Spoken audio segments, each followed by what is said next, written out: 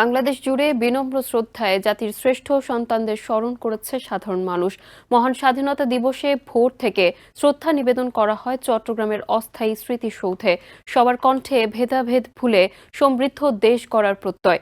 এ সময় ৭১ এবং ২৪ নিয়ে কোনো ধরনের বিভেদ কিংবা বিতর্কে যাওয়া উচিত নয় বলে মন্তব্য করেন চট্টগ্রাম সিটি কর্পোরেশনের মেয়র ডক্টর শাহাদাত হোসেন।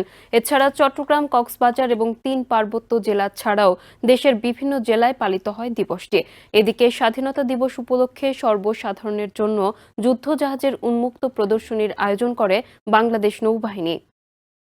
সূর্যোদয়ের সাথে সাথে চট্টগ্রামের উত্তর কাপ্তলী অস্থায়ী স্মৃতিসৌধে ৩১ বার তোপধ্বনির মধ্য দিয়ে শুরু হয় মহান স্বাধীনতা দিবসের কর্মসূচি। পরে বিউবলের করুণ সুর বেজে ওঠে এবং গার্ড অব অনার দেয় সশস্ত্র বাহিনীর একটি চৌকস দল। এ সময় শ্রদ্ধা নিবেদন করেন চট্টগ্রামের সিটি মেয়র, বিভাগীয় কমিশনার, জেলা প্রশাসক, পুলিশ কমিশনার সহ প্রশাসনের শীর্ষ কর্মকর্তারা।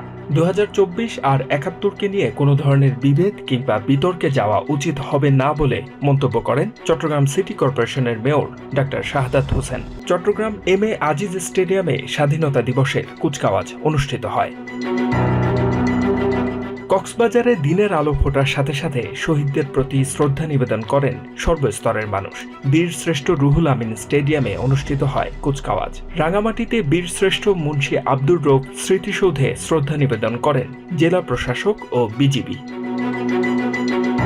এছাড়াও স্বাধীনতা দিবসে খুলনা জেলা স্টেডিয়ামে লাল সবুজ রঙের হাজারো বেলুন উড়ায় শিক্ষার্থীরা। এরপর অংশ নেন কুচকাওয়াজে।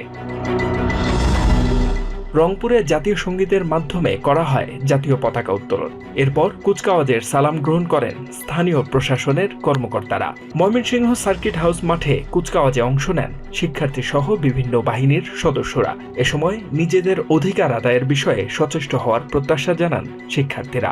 রাজশাহীতে শহীদ স্মৃতি স্তম্ভে ফুল দিয়ে জাতির শ্রেষ্ঠ সন্তানদের শ্রদ্ধা নিবেদন করেন সাধারণ মানুষ।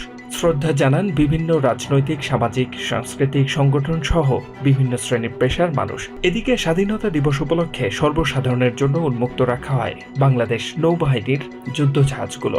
বুধবার দুপুর থেকে বিকেল পর্যন্ত চট্টগ্রাম নেভাল জেটিতে উন্মুক্ত রাখা হয় যুদ্ধজাহাজ বানৌজা সমুদ্র অভিযান। এ সময় দর্শনার্থীদের হ্যামিল্টন শ্রেণীর ফ্রিগেট এ জাহাজটির গৌরবোজ্জ্বল ভূমিকা তুলে ধরেন নৌ কর্মকর্তারা। এছাড়াও মংলায় বাংলাদেশ নৌবাহিনী ও কোস্টগার্ডের দুটি যুদ্ধজাহাজ এবং পটুয়াখালীর কলাপাড়ায় কোস্টগার্ডের একটি যুদ্ধজাহাজ প্রদর্শনীর জন্য উন্মুক্ত করে দেওয়া হয়। HM. Ataullah, TVN 24 news desk.